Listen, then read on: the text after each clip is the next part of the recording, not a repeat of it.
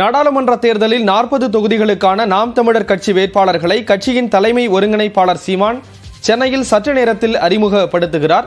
கூடுதல் தகவல்களை செய்தியாளர் ரகுவரன் வழங்க கேட்கலாம். ரகுவரன், ஒரே மேடையில் 40 தொகுதிகளுக்கான வேட்பாளர்களையும் அறிமுகம் செய்து வைக்க இருக்கிறார். எந்தெந்த அடிப்படையில் வேட்பாளர்கள் தேர்வு செய்யப்பட்டிருக்காங்க? கடந்த முறை போன்று பெண்களுக்கும் அதிக தேர்வு வாய்ப்பு வழங்கப்பட்டிருக்கா?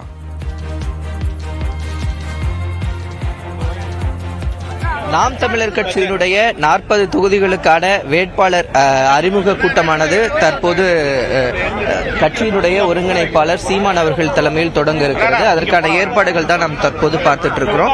குறிப்பா பாத்தீங்கன்னா 20 ஆண்கள் 20 பெண்கள் என்று வேட்பாளர்கள் அறிவிக்கப்பட்டிருக்கிறார்கள்.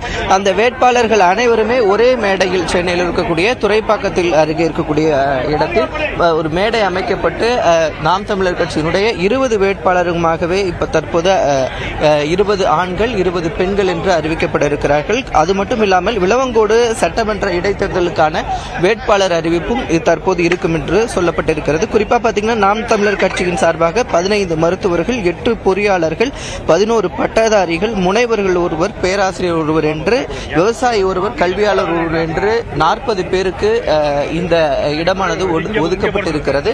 அவர்கள் அனைவரையும் ஒரே மேடையில் நாம் தமிழர் கட்சியினுடைய ஒருங்கிணைப்பாளர் சீமான் அவர்கள் அறிமுகம் செய்ய இருக்கிறார். குறிப்பாக பாத்தீங்கன்னா நாடாளுமன்ற தேர்தலுக்கு முதல் முறையாக வேட்பாளரை அறிவித்து கட்சி பணியை தொடங்கி இருந்தது நாம் தமிழர் கட்சி.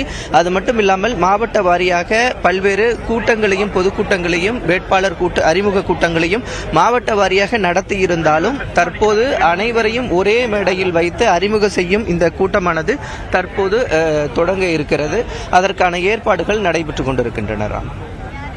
ரகுவரன், விவரங்களை வழங்கியதற்கு நன்றி ரகுவரன்.